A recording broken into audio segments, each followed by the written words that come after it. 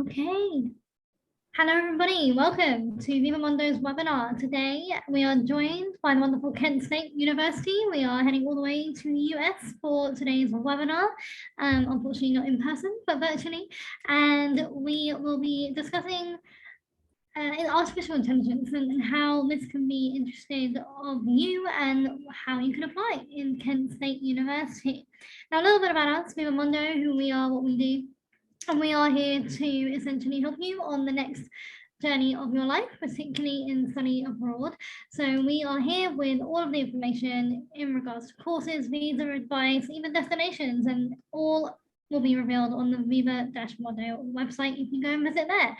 I'm going to hand you over to Salma, but please do ask questions throughout the whole webinar. We will be here for the whole webinar to talk to you, and that will be live as well as post-webinar.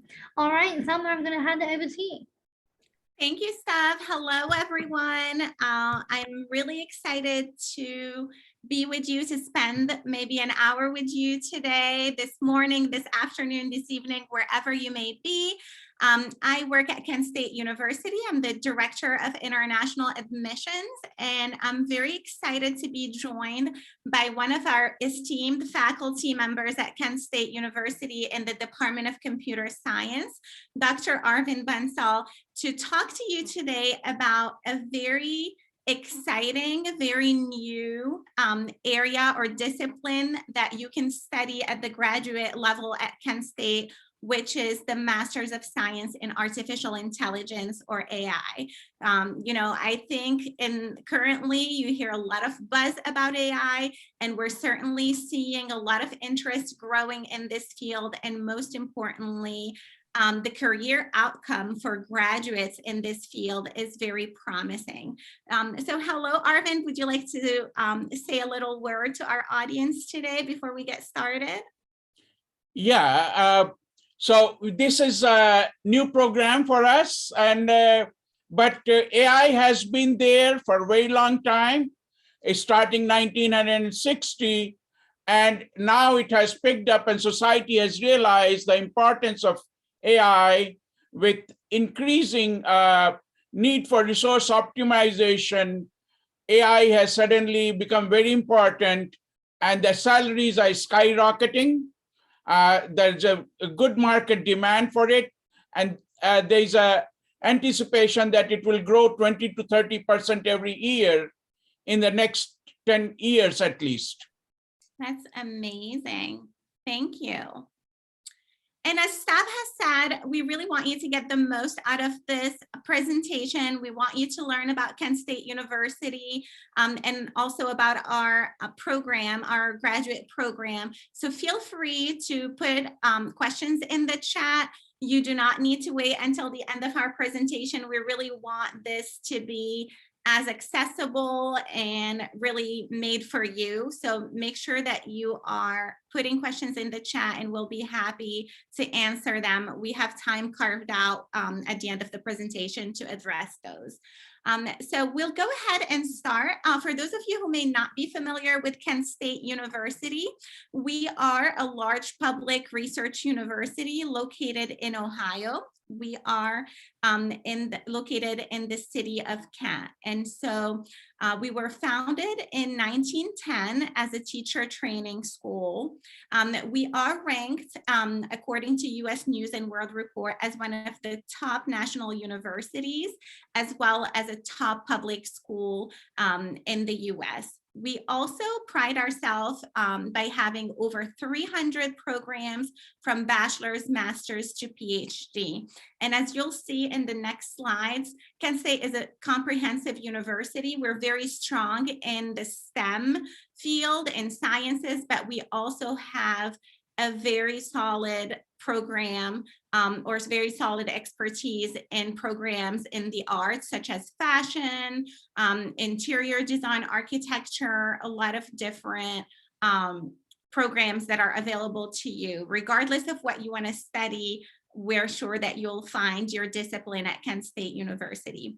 We also have over 28,000 students enrolled at Kent State, with over 1,400 international students from 100 countries represented. So there is a lot of diversity, a very vibrant student community.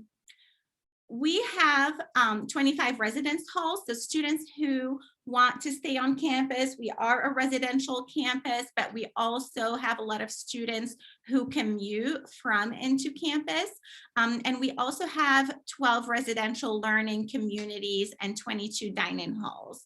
Learning communities are aimed at pairing students with similar interests. So maybe students who are interested in international education or in meeting people from different countries could opt to live in one of our Global Village, which is a residential learning community where you live with someone that is not from your home country. So, you know, you might be from Nigeria and then you're living with an American student or someone outside of Nigeria. We are also one of the safest universities in the nation, especially for being such a big college. And we do take the safety of our students, our faculty and staff very seriously. And that is shown in our rankings as well. Once again, just a little overview about our location. So as I said before, we are in a city called Kent. We're very close to Cleveland. We're also about an hour-and-a-half drive from Pittsburgh, a 45-minute flight to New York City, Chicago, Washington, D.C. So we're very easily connected to bigger cities. As I've mentioned before, Kent State is a very comprehensive university and offers a lot of robust program.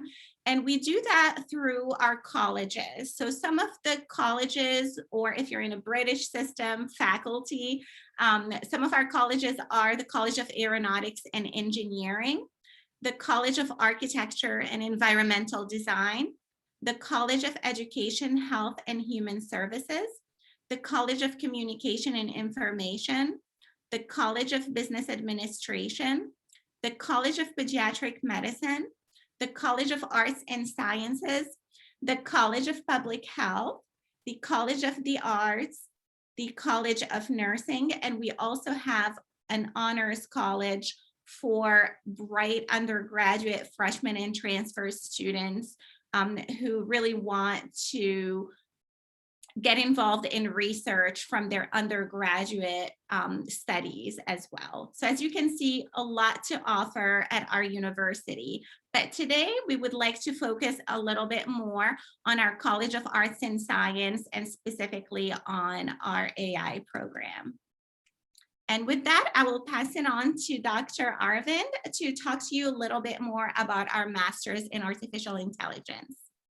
Thank you, Salma. And I must let you know that Salma is the director of admissions. So if you apply to Kent State, you get to know her well.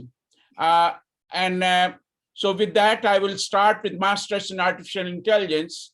Artificial intelligence is a field which is involved in solving real world complex problems which cannot be solved by traditional computing methods. It is an interdisciplinary field, and there's a lot have been contributed from computer science, mathematics, electrical engineering, mechanical engineering, psychology, philosophy, to name a few. And now it is a mature field. It started in 1960, but lately in last 10 years, artificial intelligence has become very important because of resource optimization, because of need for human interaction with machine, and machines have to go intelligent. With that in mind, we started a Master's in Artificial Intelligence last year, and it is within the Department of Computer Science. Department of Computer Science has been offering a PhD level program, starting from undergraduate to PhD level program for last 22 years, and master's program we have been offering for last 34 years. And our program is comprehensive, and it's all the degrees are STEM degrees, that is science, technology, engineering, and mathematics. And we have been offering PhD, MSN in computer science with various concentration like computational data science, cybersecurity, and computer engineering. And we have also been offering interdisciplinary MA program where you may be in some other field, and then you want to do computer science, and you can fuse them and come up with something new. That is MA in computer science. And we also offer at undergraduate level security, gaming, robotics, data engineering, along with traditional computer science. Last year, we started with 2 new programs, MS in data science and MS in artificial intelligence. And today I'm going to talk about MS in artificial intelligence. Next one, Salma. Okay, so talking about artificial intelligence, the current projection is, which you can see on the internet, is around 20 to 30% growth. That is from the Department of Labor, Federal Department of Labor, the projection.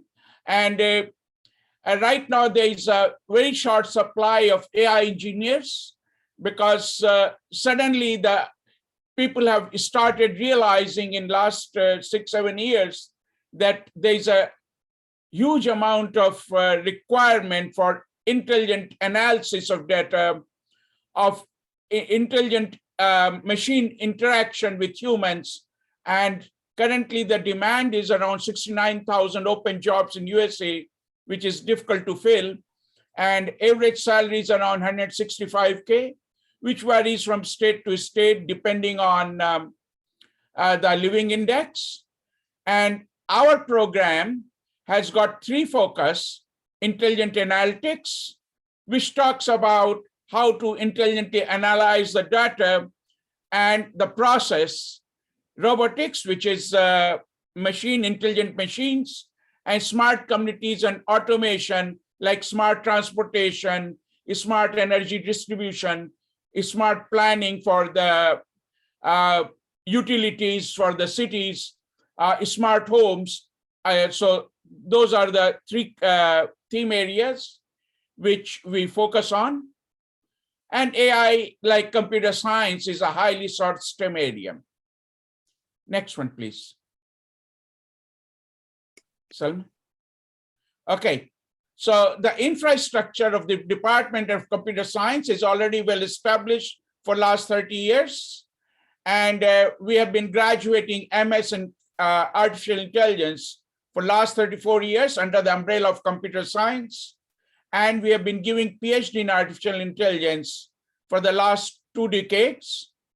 There are 14 associated professors who do research in artificial intelligence related areas, which we're going to see in following slides. And all professors have got PhD in computer science, and they're well known. Many of them are very well known internationally. There are 10 associated research labs and 4 teaching labs with latest computers and technology. And we have got a very high speed internet, which is supported by NSF, National Science Foundation. And we have got 3 theme areas in artificial intelligence, as I said before: intelligent analytics, robotics, smart communities, and automation. Next one, please. Okay, so admission requirement for MS in artificial intelligence is right now very similar to computer science. We take students from computer science, computer engineering, people who have done bachelors in artificial intelligence or data science, any information technology field, and related areas. Related areas will include electrical engineering, and if you're applying for robotics, mechanical engineering with sufficient programming background. And you can also be in psychology with sufficient programming background, and that artificial intelligence will be suitable for you. GPA must be greater than 3.0. GRE score of 295 and above. And you should have, if you are a non-English speaking country, then you must have cleared a test of English as a foreign language. And there are various requirements depending on the tests. Some of them are given here. And you must be proficient in programming, discrete structures, which is mathematical modeling needed for computer science, and it is also needed for AI. Data structures, which is how to structure the data for programming. Algorithms, how to develop programs at high level. So all these are computer science 4 courses, and maybe databases. Operating system is only recommended, not necessary, which is a core course in computer science, but not in AI. But we recommend it, especially if you're going for robotics or automation. Students lacking 1 or 2 courses, but showing good merit will be considered. You may be admitted as a conditional student, and once you clear those core courses, which I've said there here, programming, discrete structures, data structures, and algorithms, then with B and above average, then you're automatically, you get into MS in artificial intelligence. Okay, so the core curricular structure is that there are 30 credits to graduate. We have got 2 pathways. You can either do thesis, which is some original thinking, followed by a lot of programming, or non-thesis, which is taking up an industrial problem and doing a lot of programming, which can be applied for industrial needs. The thesis pathway has got 6 credit of hours.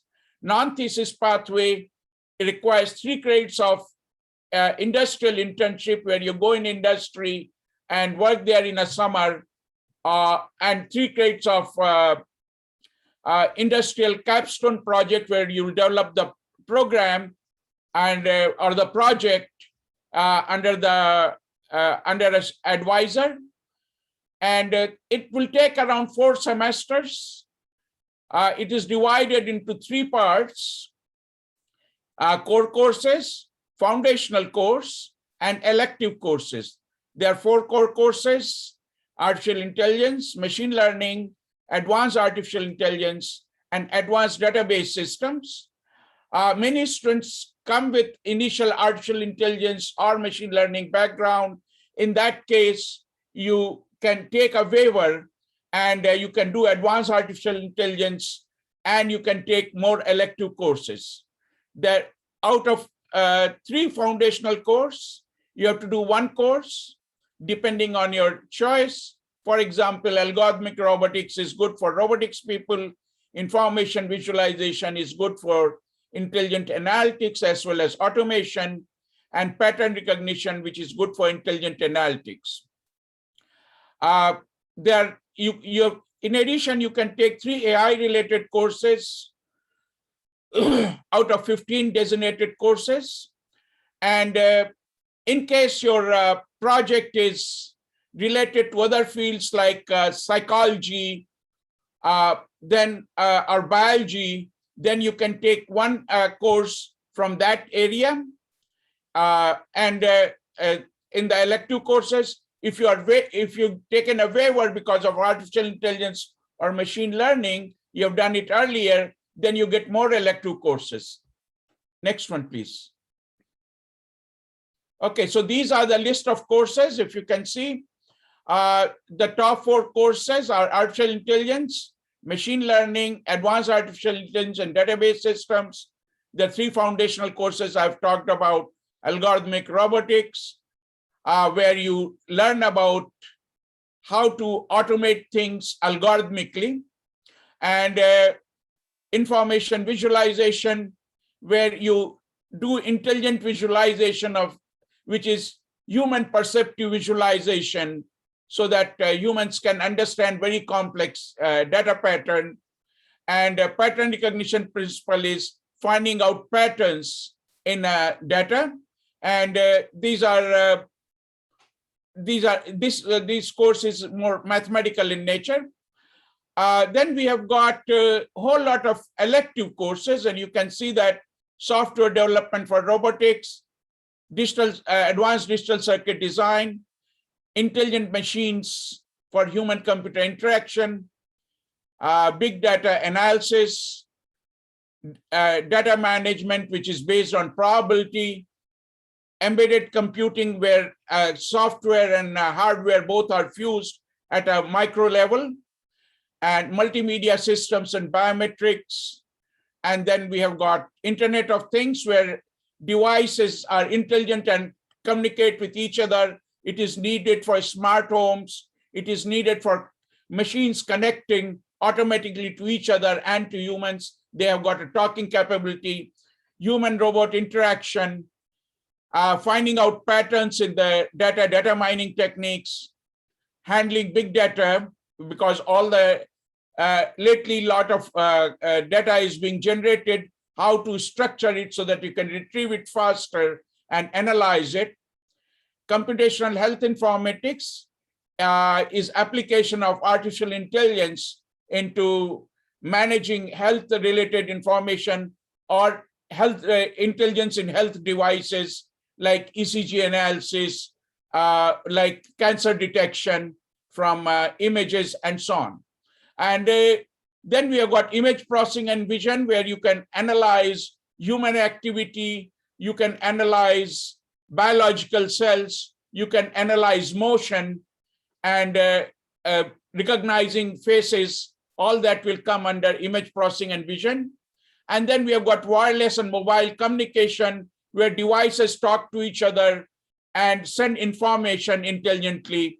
So all that are electives which are offered.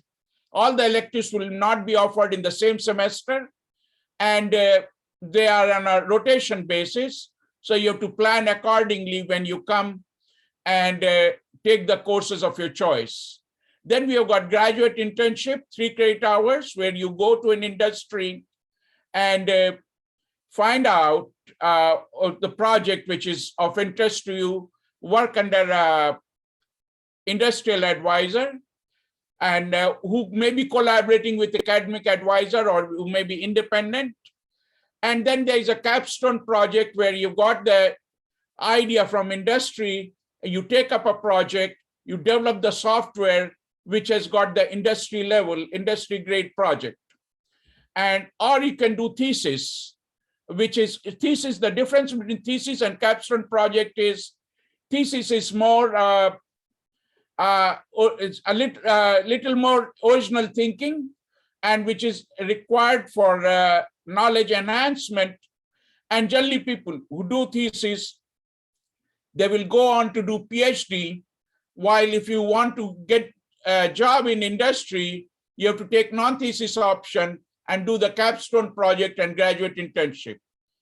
In case you are an international student, and it may happen that your visa requirement may hinder your internship in a domestic industry, then you may convert that 3 credit of capstone project to 6 credit capstone project and do a bigger project, industrial grade project.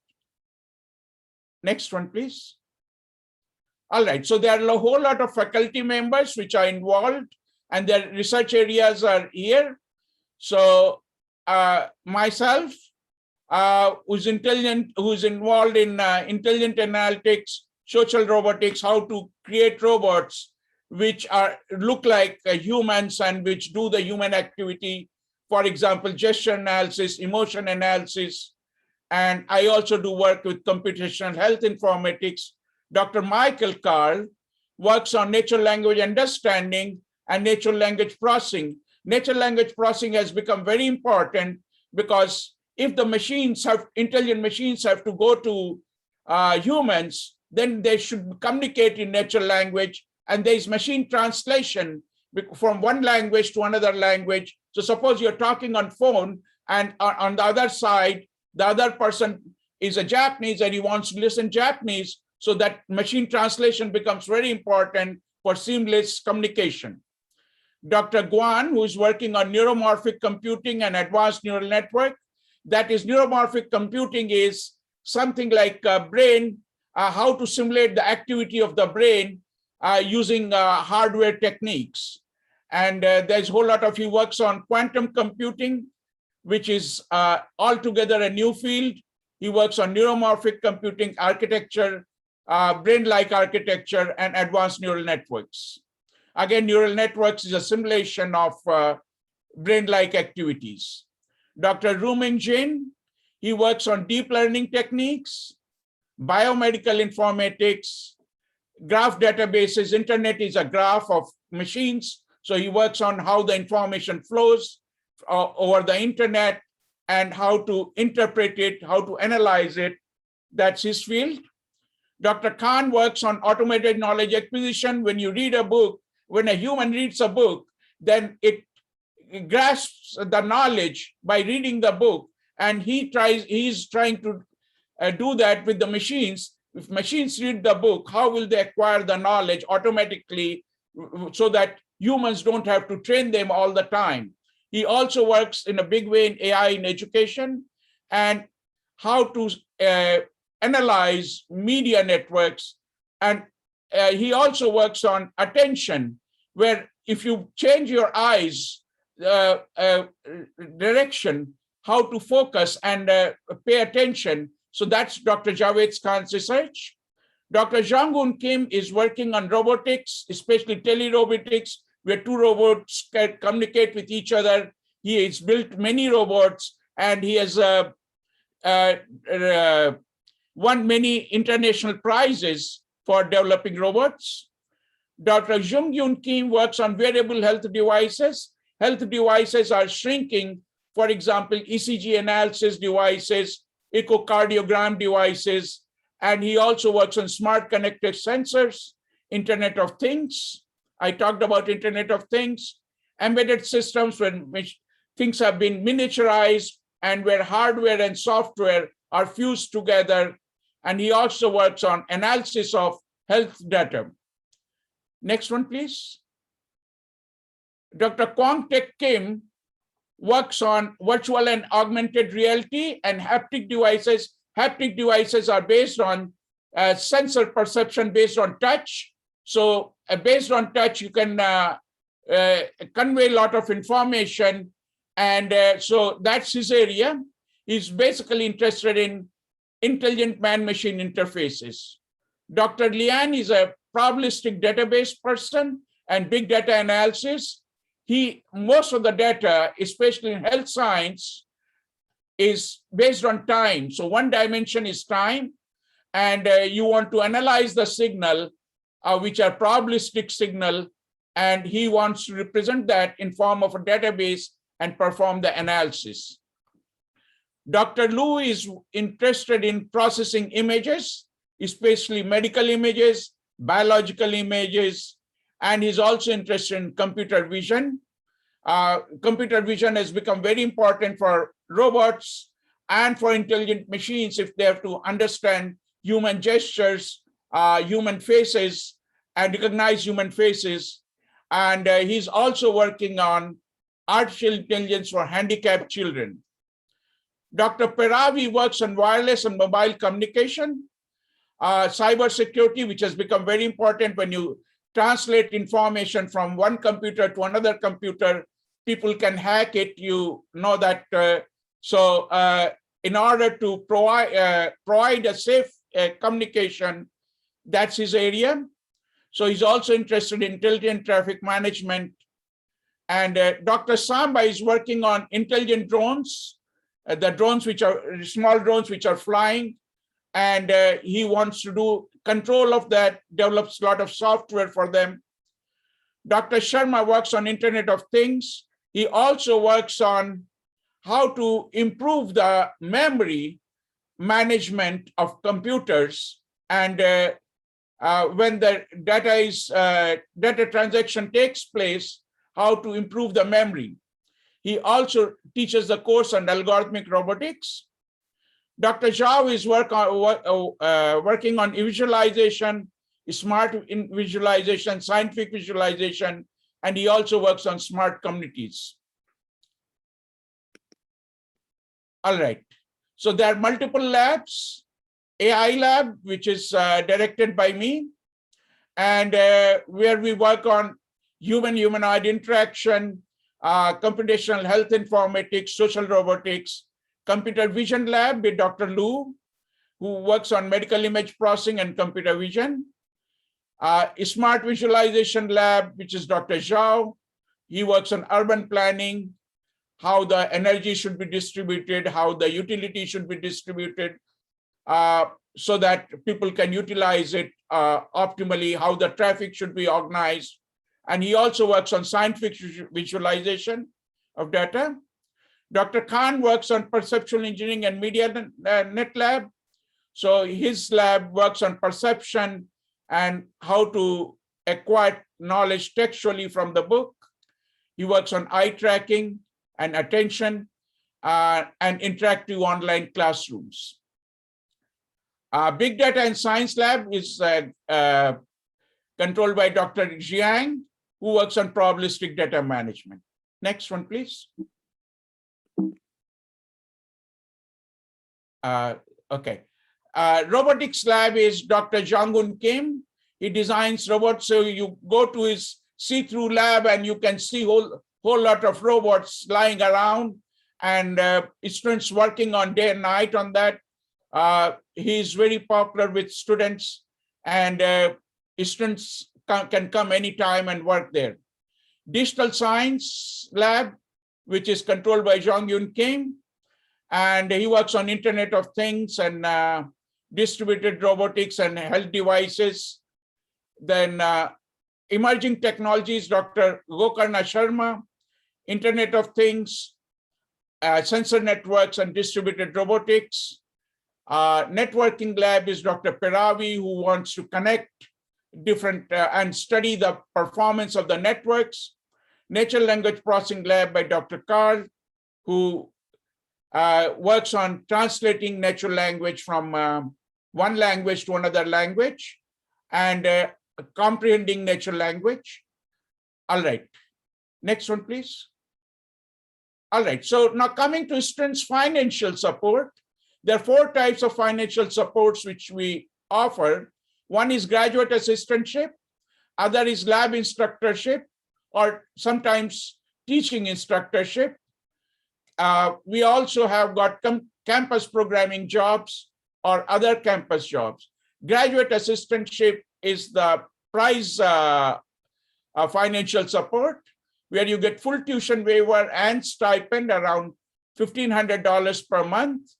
But this is very competitive. We have got around 22 to 25 graduate assistants. It is open to PhDs and masters, but mainly for PhDs. It is totally based on merit. There are 3 faculty members. They rank the students based on their performance, and then the chairperson averages it and picks up the top ones. Lab instructorship, there is a need for student graders, students helping the professors in the lab. It has got a partial tuition waiver, or half tuition waiver, and around half the stipend, or slightly less than that. Then we need graders who help the professor grade the student, or help the professors do the teaching task, but whatever he assigns, it's around 20 hours per week, and hourly wages around $12 to $15, depending on the need of the project. Then we have got on-campus jobs, which are 20 hours per week approximately. And you can work in cafeteria, you can work in Dean's office, you can work in Salma's office, depending on her requirement and your match with your capabilities. Next one, please. All right. So coming for estimated expenses, if you're an international student, you need to have an I-20 form in order to get the visa. And the we've got undergraduate figures from 2021 is here. For graduate, the figures are here. And for if you have not cleared English as a second language requirement, then you can come here and clear it under certain conditions. And only when you clear the English as second language, then you can get into your proper degree program. So the breakup is here. Tuition is around 20 to 21K. Living expense is around 12K. And medical insurance, which is compulsory here, you have to have it. Plus books and supplies and other costs such as transportation is around $7,000 to $8,000. So in order, it comes around between $40,000 to $42,000 each year. And in order to issue I-20, Salma, will you take over and explain about I-20?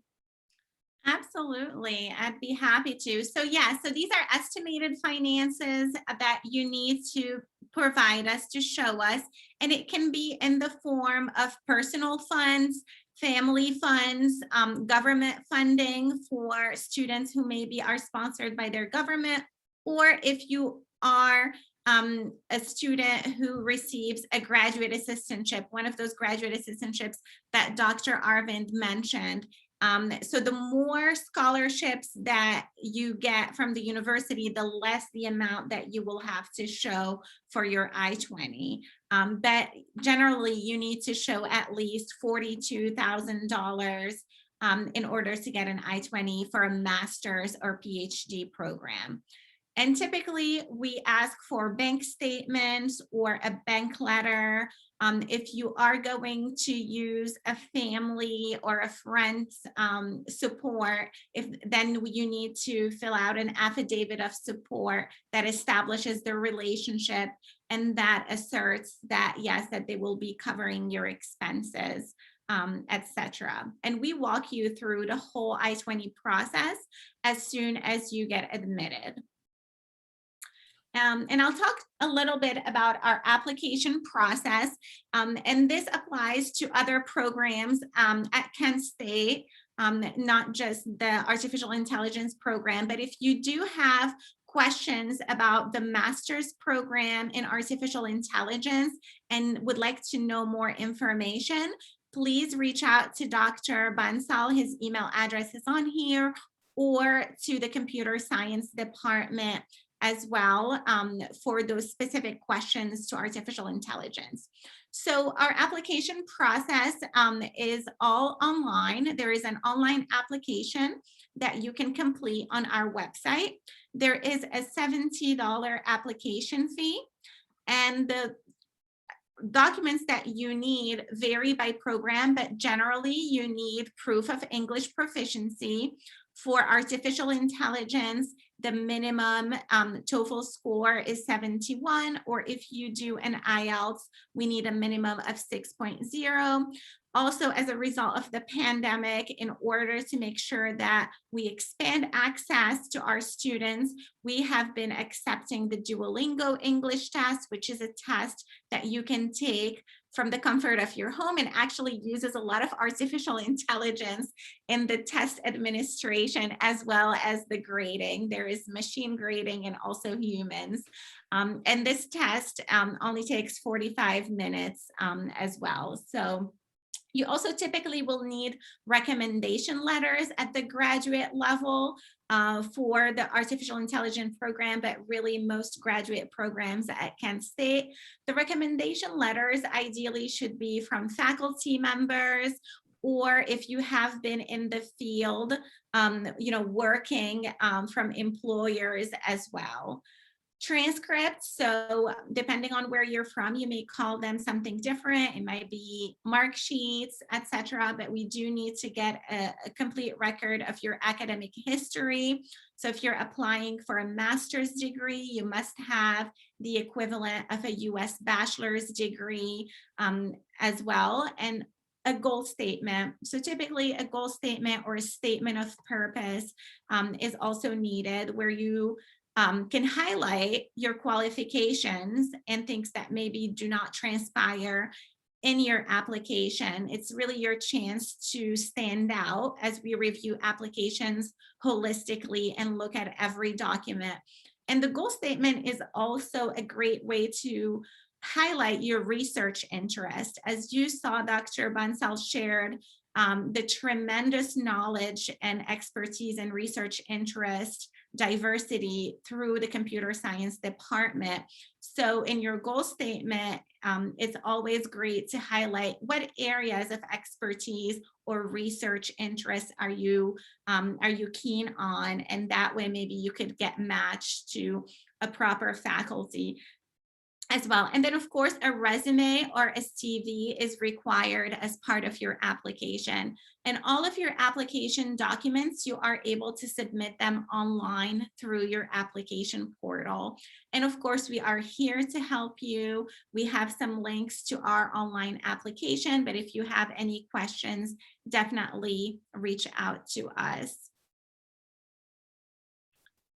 And then we'll talk a little bit about, and I'll hand it over to Dr. Bansal again, just to talk to you about some frequently asked questions about the AI degree. Okay, so many times the students ask this question, is artificial intelligence a STEM area? And the answer is yes, artificial intelligence is a fusion of multiple STEM areas, like psychology, like biology, like computer science. So STEM is science, technology, engineering, and mathematics. And all these fields have contributed to AI. So AI is a STEM area. And now another question people ask is, why should we be doing artificial intelligence and not computer science?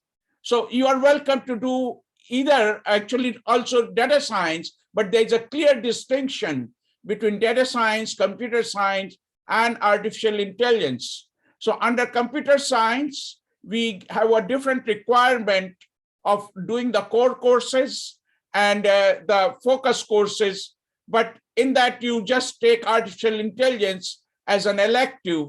So your exposure to artificial intelligence is very little if you just take computer science degree. So if you take artificial intelligence degree, then you are more focusing on artificial intelligence, because AI, which is an elective course in computer science, becomes a core course in artificial intelligence.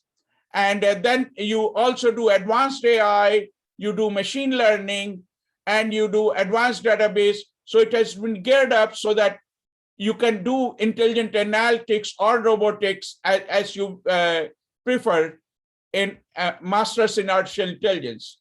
The difference between artificial intelligence and data science is only bothered about analyzing data. So it's an aspect of intelligent analytics, but it does not do process analytics. It does not do pattern recognition in every field of life. It is focused upon data, industrial data, or weather data, or scientific data, and it does analysis. And after that, it gives it to humans to interpret it.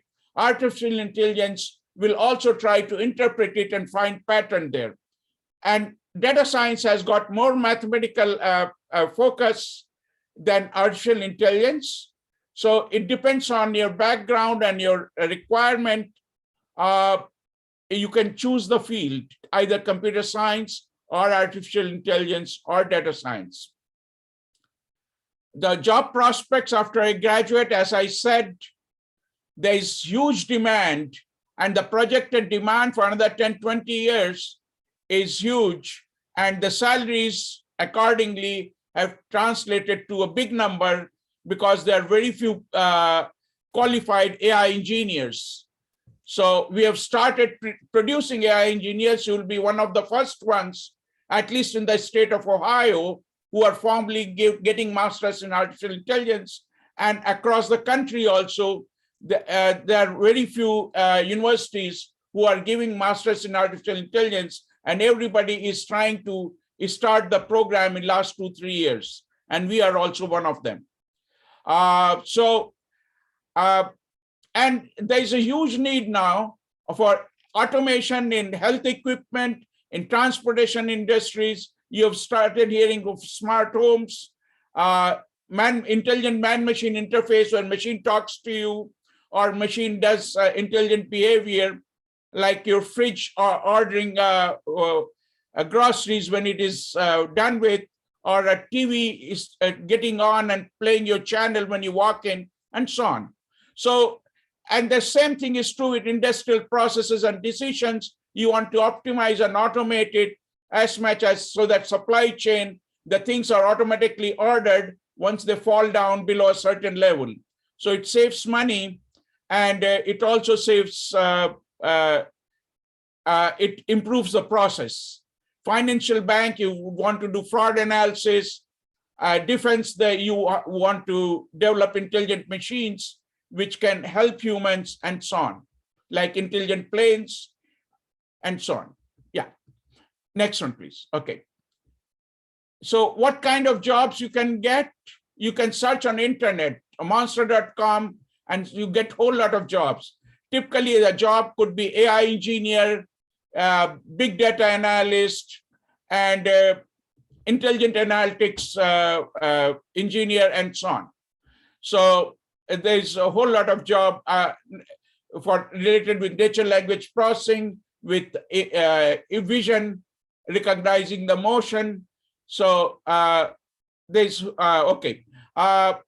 And program takes 2 years to complete approximately. We went through it. Recommended number of courses in a semester are 3. If you take more, then the load increases. Everybody cannot take extra load.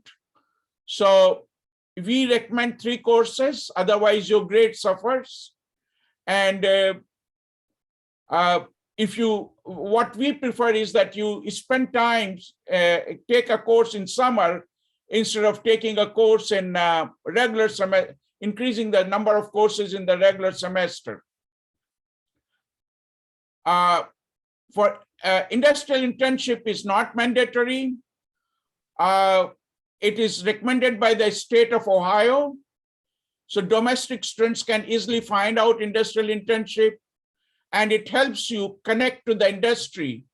So when you want to look for a job, if you've got industrial internship, you are more of an advantage, and it widens your perspective. What we teach in academics is somewhat different than what industry requirement is there. So you learn from the industry, their perspective, which is important. Graduate assistance is not automatic upon admission. It is very much merit-based, and it is a budget requirement for us, and there's a competition for it. Every year students apply, and the top 25 students, and depending on the departmental requirement and matching with the faculty research interest, students are picked up. Okay, next one, please. Okay, thank you very much. And Salma, please. Yes, and just one last thing I wanted to mention about internships. So international students are absolutely able to do internships at Kent State. We help you apply for what is called CPT, Curriculum Practical Training.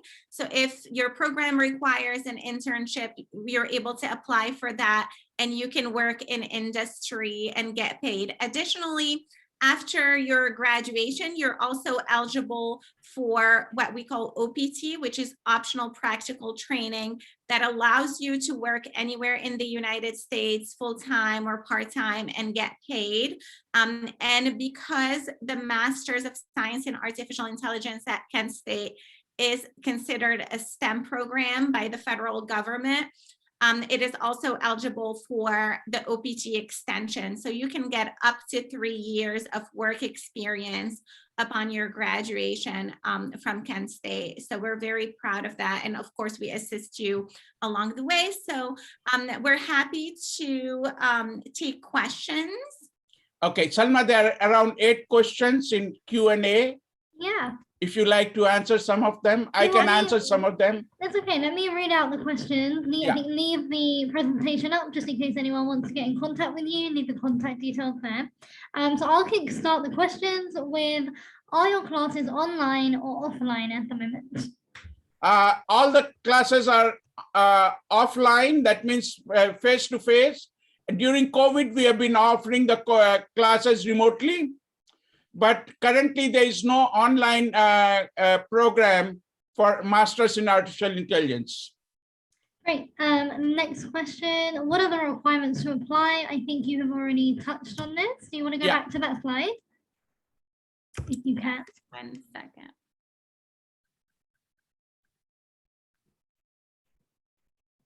Are they open now?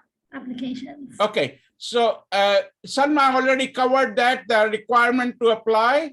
You should have those 4 core courses, discrete structures, data structures, programming, and algorithms.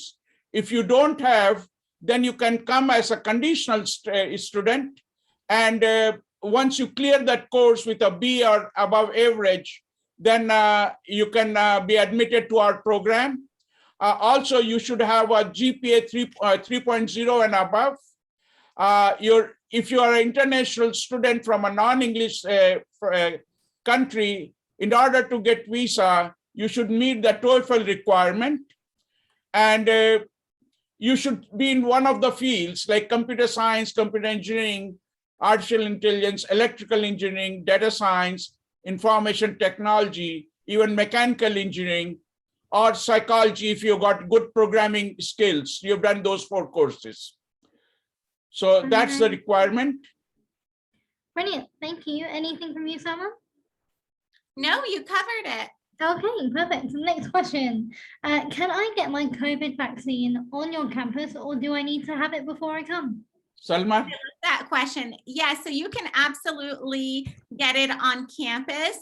We have 3 vaccines available to all of our students, faculty, staff, as well as their family members, and you're able to choose which vaccine you would like. So you're not forced to do one vaccine or the other. You're able to select it. We've had quite a few students this spring or this fall come to campus and then do the vaccine. If you're not vaccinated before you come to campus, there may be a quarantine requirement where you have to self-isolate for a little bit before you're able to come and get the vaccine. But yes, that's absolutely fine. Okay, perfect. And following on from that, do you have the requirements currently regarding COVID-19 and travel to the US? So all of the requirements, we really follow the CDC guidelines. So just making sure that you ensure your safety. And of course, students are able to get exceptions even from countries who maybe have limited flights to the US, or maybe where the US is closing borders with. Students are giving exceptions, and students are able to get visas, although it might be a little bit delayed with COVID still. But absolutely, as long as you're following the CDC guidelines, everything else as far as admission is the same. There's a little bit more flexibility, as I've mentioned before, with GRE scores being suspended because of COVID, and also with taking the Duolingo English test instead of TOEFL, and IELTS as well. So there's really no additional requirements for students, due to COVID, except maybe start early, apply earlier, because everything is taking longer, especially with the visas. But once you're here, whether you're vaccinated or you're not, we'll be able to get you, what you need. Okay, and what is the application deadline? Is there a deadline for this year? Salma, you want to answer that? Yeah, so I can speak, as general for application deadlines for all of our programs. At the graduate level, they vary. So some programs have a hard deadline, and some programs have a preferred deadline, but they will continue taking applications. Our computer science program, especially at the master's level, they're a little bit more flexible. So they have a softer deadline where they will keep taking applications until maybe they feel like, okay, we have a very good class. Please don't send us anymore, let's close. So, but always, we always recommend applying as early as you can. So right now, obviously, we are open for fall 22 application cycle. So right now we have a lot of applications at the graduate level for fall 22. I would say spring 22 right now is getting, which starts in January, is getting very, very close, especially again with the visa delays and consulates maybe being shut down around the Christmas holidays, etc. But definitely I would recommend fall 22 and beyond. And the earlier you apply, the better it is. Of course, and can I participate in any research projects? Yes, certainly you can be participating in research projects. That's the idea. We love to have students in our labs. When you come here, you start getting in touch with the faculty member you are interested and start talking to them. Obviously, you should have background, so you have to take a course with him or her, depending on your interest. And at the same time, you can start getting involved in the lab. And as you progress, you can get deeply involved into research projects. Okay, thank you. And the remaining question, will I gain any information about accommodation advice? Is it best to stay on campus or off campus? Salma. Yes, of course. So for graduate students, I would recommend staying off campus. So, the city of Kent and the university it really takes a large portion of the city. So even in accommodations that are off campus, some of them are across the street. So very convenient. In addition to that, all of Kent State students can ride the city bus transportation for free. Anywhere, however many times they need, as long as they have their student ID that they can show. So it's convenient and easy to get around.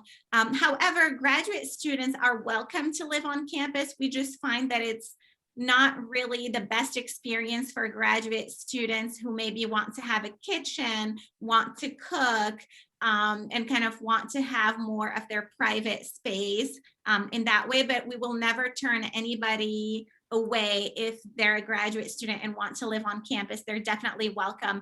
But from experience and from talking to our international and domestic students, most of them choose to live off campus, and we help you find housing off campus. We have a running list of all accommodations and how far they are from campus as well. And we also keep track of the capacity of those accommodations. Are they full? Are there some available? And there are furnished options as well as unfurnished options. I would also say that living off campus for a graduate student can be cheaper if you're cooking all of your meals instead of eating at the cafeteria.